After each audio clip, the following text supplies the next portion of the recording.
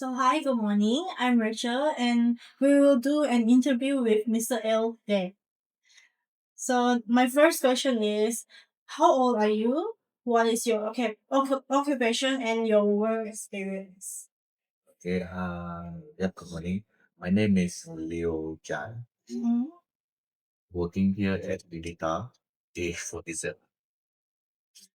So, the first question, according to the what in the question, language exposure and acquisition. The first one is, at what age did you first begin learning each of your four languages, and which ones were acquired before the age of seven? My first language was English. It's kind of my from the family because my mother's a Chinese, my father's Malay. So the common language they to start off with is English. Then the next was Bidayo. Uh, I really did have the chance to learn Chinese. Then when I went to school, nasa Melayu came into play. And the final language afterwards is Iban. I got married to my Iban wife from Kapi. So, question two, were any of these languages learned simultaneously, or did you acquire them one after another? It is one after another. It is not at the same time. And again, I am a slow learner. I learn things one at one time. So the last question is, when you were young, do you recall moments when repeating words after adults, like parents or teachers, help you learn a language, especially when you receive praise or rewards for saying them correctly? Uh, this is this is the not plan. When I learn English, most of the time it was from my father. And when I am in school, was more from my teachers. And as for the Malays, definitely from the teachers. The Bidayo is when I go back to Kampong and like my cousins, so they all talking Bidayo.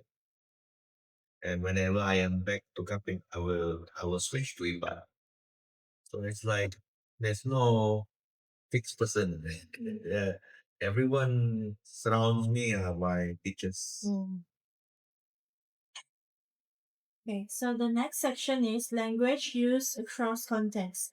The first question is, in which context, home, school, workplace, or social life, do you use each language most frequently?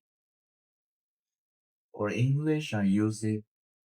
Uh, I guess English is the most frequent. I use it everywhere, almost wherever I go. Yeah, and even during work, except the colleagues, yeah, we'll talk to them in our local Malay, right? Sasawa. Uh, so uh, for Malay, depends. It depends on who am I talking with. Mm. If I see the Bumi, for sure, oh, I have to use Malay. If I see a Chinese look like me, it's going to be English, definitely, right? Yeah. It depends on who I'm meeting and where I am at. If I am at the government office, Sarawak government office, so usually I will just use local Malay. Mm. Uh, if I go to places like airport, hotels, so definitely English is the language to be used. It depends. And when okay now, I use IBAN only when I am at home. Uh, and when I am in Kapi. Alright. Whenever Gawai comes, that is where I have to make sure I am fluent and make sure I can really understand all of the what my friends, my Iban friends are talking about. Then besides that, now next is Christmas. Christmas I have to go back to Bau. That is where I have to switch to change and then to talk in Bidayo. There was one time my kids they never saw me talking Bidayo because uh at home they see me either in English, Malay, or Iban. These are the three languages usually at home. There was one time I brought them back to Kampong for the very first time after so many years. So that was the first time my kids they met uncles, aunties, and their grandmothers, and that is the first time they saw me talk to them in Bidayo, and they thought that I didn't know Bidayo.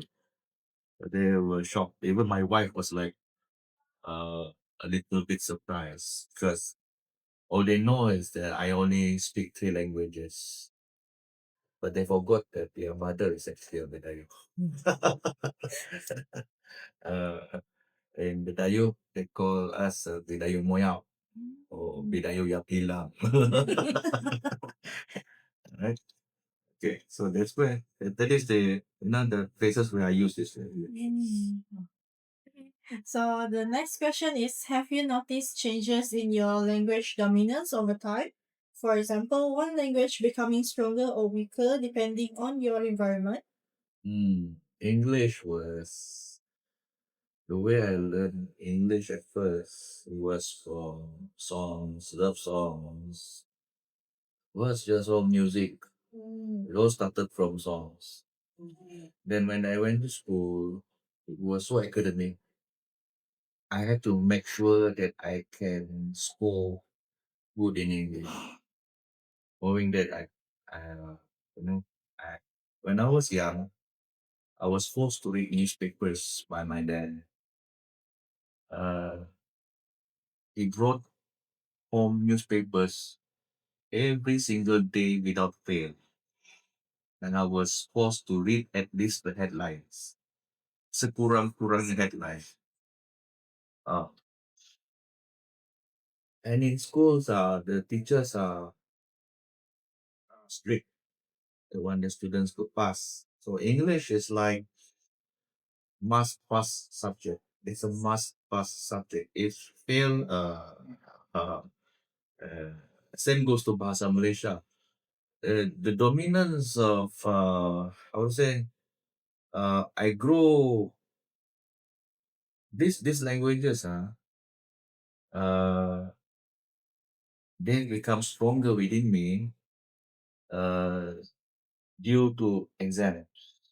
Without this exam, I don't think I can coping up, especially BM and BI. Then next is Iban. I didn't know Iban after I met my wife. So I have no choice. I have to learn. Otherwise, lah. I have to learn. No way out. I have to learn.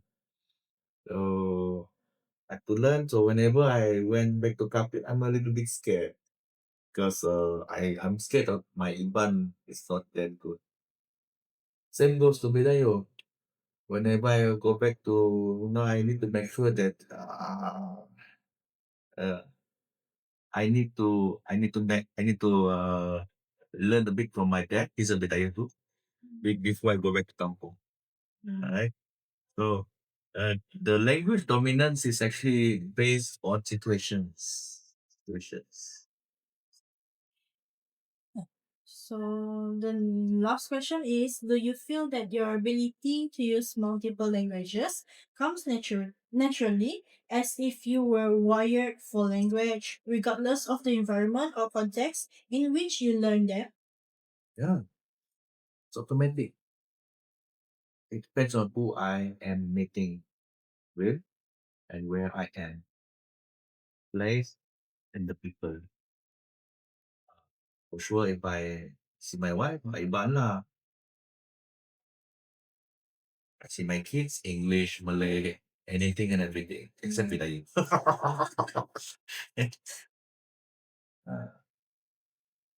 So switching languages is natural. Natural. So the next section is language proficiency and skills. The first question is, do you feel equally fluent in all four languages, or do you notice differences in vocabulary, pronunciation, and literacy skills among them? Yeah. Okay. When it comes to equal and no, was definitely Okay. my strength is the English. Next is my Malay. My third is my Iman, and the fourth is the Piday. I is levels. Okay? Because it depends on the frequency of use. Okay. I am more frequently using English than I use Bidayu only when there's Christmas. When I go back to Kampong. Right? Right. So the next question is, when you think, dream, or count numbers, which language do you naturally use Most often? English. A lot of time English. Why? Because so used to it. And in terms of now, this is in school. English is like my favorite subject. When I was in primary, I was in SRK Semenggo at 12 Mile. That was my primary school. Now, during schoolhood, I was very fortunate. I had good English teachers around me. They encouraged me a lot. Even the Guru Besar, at those times, Guru Besars are English speaking uh, teachers. And there was one time I remember my Guru Besar was Haji Alias. I still remember his name, Haji Alias. Cikgu Haji Alias. So I was like around, I didn't remember uh, at what year I was, but he asked me a question. Leo, are you a Christian? He talked to me in in English because when I saw him, he talked to other students in Malay. Because knowing that SRK Semangguk was in Kampung Jawa, so a lot of students going there, a lot of those Malays from Kampung Jawa. Yeah. Uh, I said to the teacher, yes, I am a Catholic cikgu. So he talked to me in English. And the special part about the conversation was he shared to me what he knew about Christianity. He was a Muslim until today. He's a Muslim, but he could share something in English. And I talked with him, and I remember he recited the Our Father, a simple prayer actually.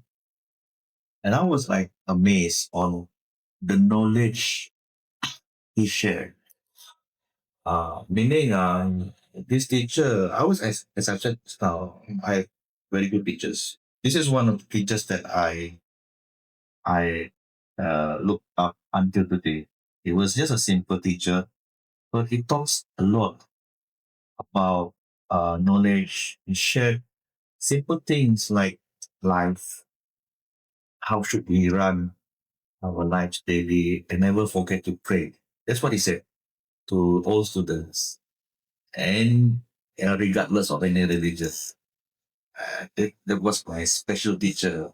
That I keep into heart until today. Okay, then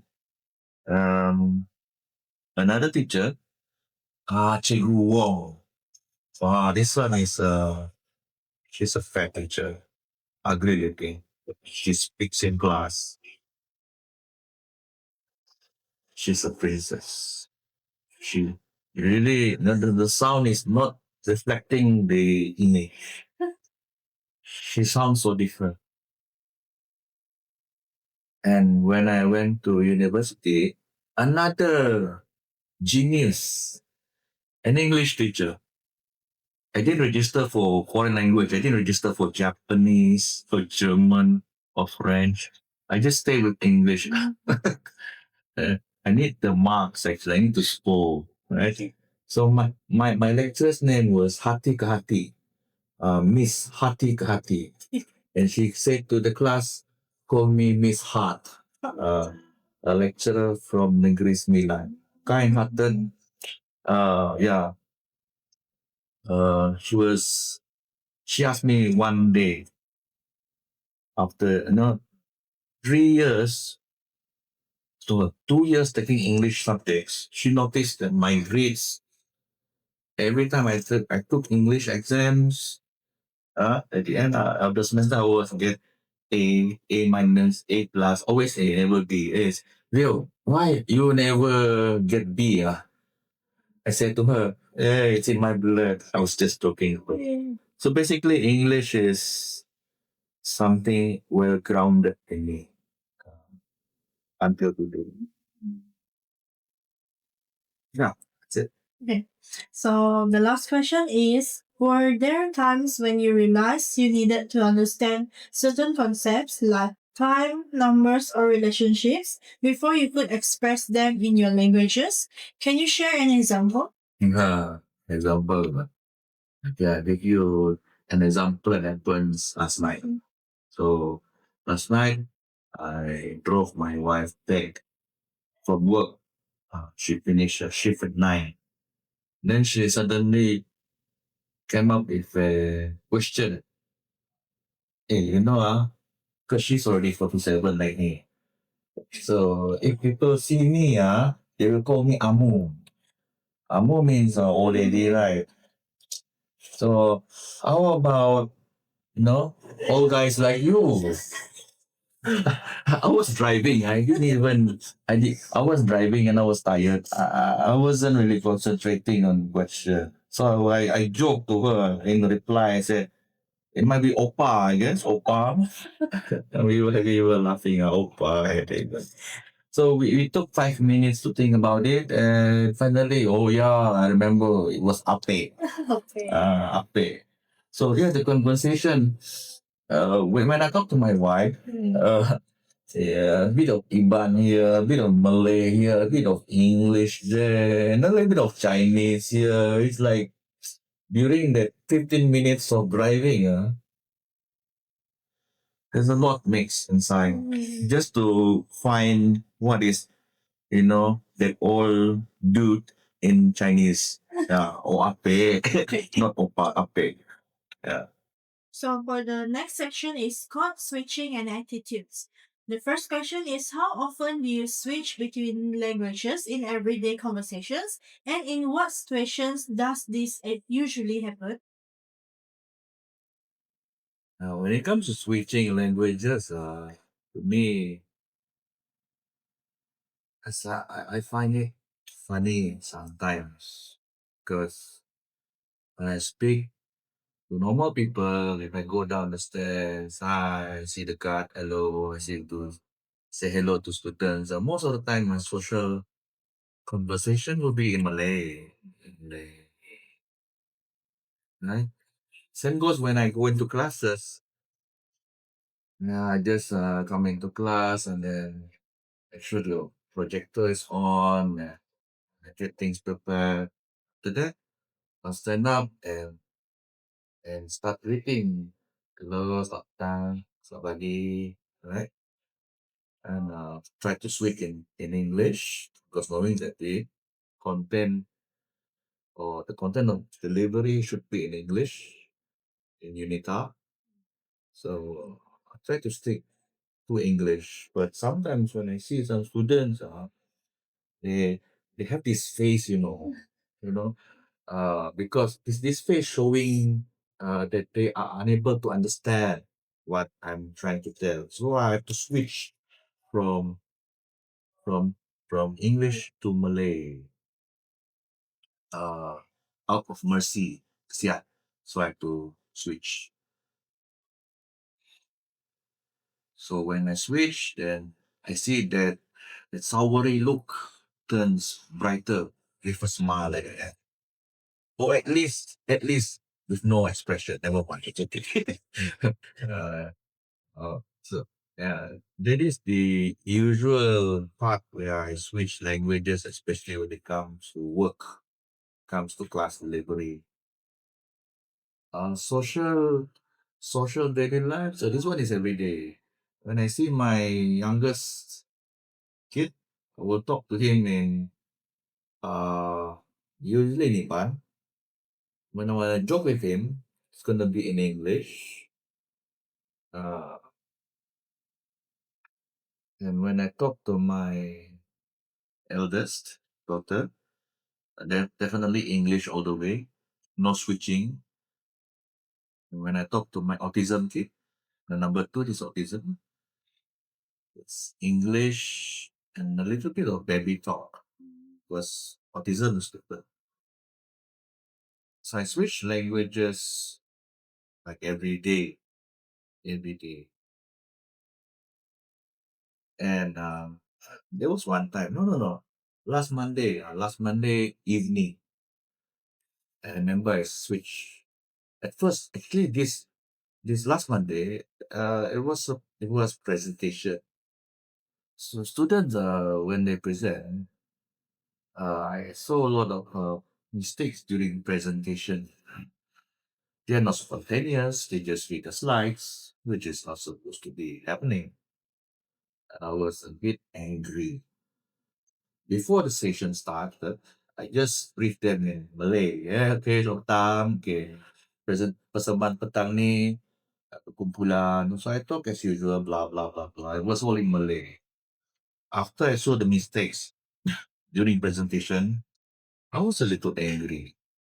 And I stood up and I said to them in English. When I use English, here only with two reasons why. One is to make sure students understand uh, from VI to B, VI to BM. If I'm using English, all of a sudden it shows that I am angry. Uh, one way for me to be stern in class is by using English. English is way to is the way for me to deliver stern messages. Okay. So yeah lah. The vibe is depending also. Like negative, I use English. Positive, usually Malay. Okay, so for the next question is, how do your family, peers, or society view code switching? Do they see it as positive, negative, or neutral? They don't mind. They don't mind because it's in the old days when I remember my father and his family, their Pidayong family, they took Pidayong all the way until they went to school. So that's where they will show off their language that they have learned in school. And the parents, according to my dad, his mother, his father, they were happy of the changes. They don't mind. Mm. But still, Pedayo was the dominant language. So, as time goes by, you know, so my grandfather and my grandmother, they are cucu speaking in even more diverse languages. Because besides of English, I learned a little bit of Chinese here and there. So my family, a lot of my friends, they don't really mind as long as we converse honestly and we don't tipu orang lah. Okay.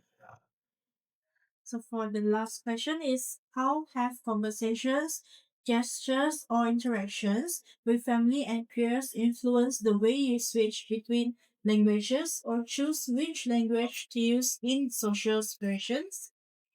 Hmm. Social situations, usually a kopitiam, I will talk just local Malay. Because it's like everyone will definitely understand me. Uh, it's like definitely they will understand. Uh, English, I don't dare to use a kopitiam. Unless if I call uncle, auntie, that one is different. That is the only English part I use in kopitiam. The others will be tauke. Tauke is Chinese. Boss, English. Oh, switching is a norm. Dah biasa dah. It's nothing new. So for the next section is psycholinguistic reflection. The question is, do you ever experience hesitation, interference, or mixing between languages when speaking? And how do you manage these moments cognitively? Oh, okay. Now, I just tell you a story lah. This story happened. It was last year. Last year when I met this fellow. I don't know the guy's name, but actually he's one of the church members. So he noticed me, and with this face, he thought that I was Chinese. So he greeted me in Chinese, and I said to him, "Sir, I cannot speak in Chinese." I said to him, like, and he was shocked. Yeah, what's your name? I said to him, Leo Jan. So, so is that just your name? He thought that Jan is the surname, you see, Leo Jan.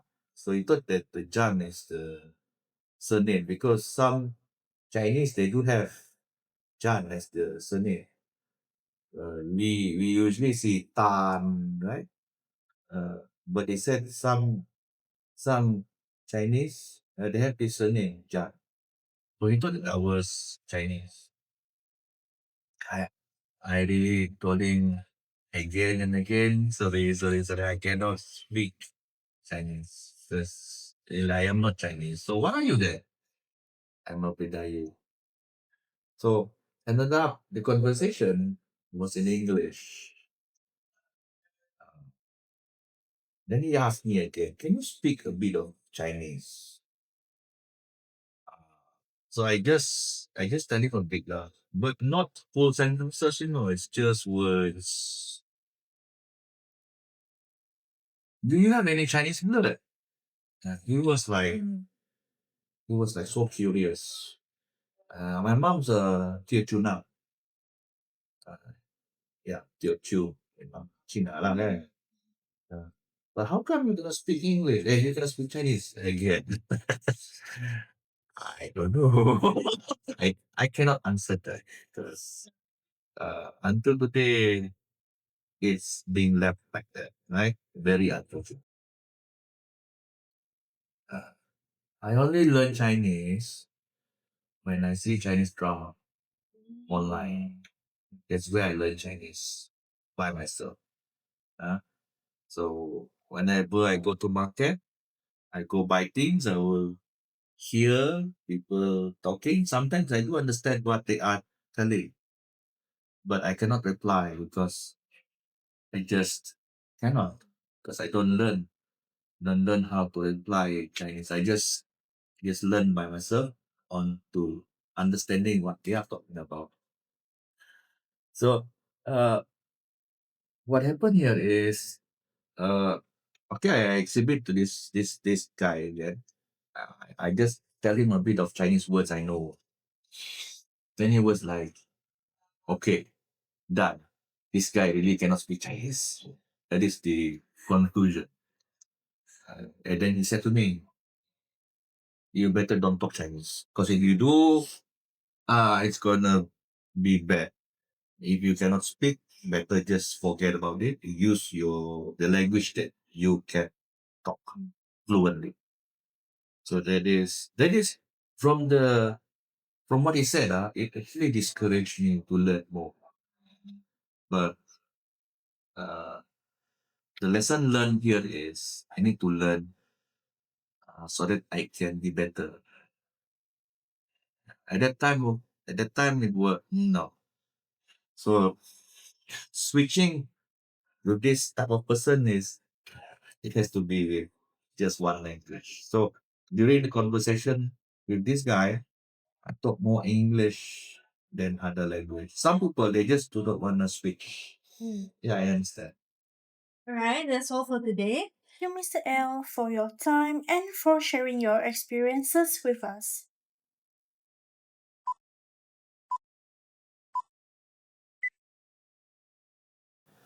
Hello, my name is Mr. L. Now I can speak four languages. Let me tell you. Let's start with English first. Hello. Have you eaten? Let's go eat. That is in English. In Malay, hi. Dah makan? Jom kita makan. Itu Melayu eh.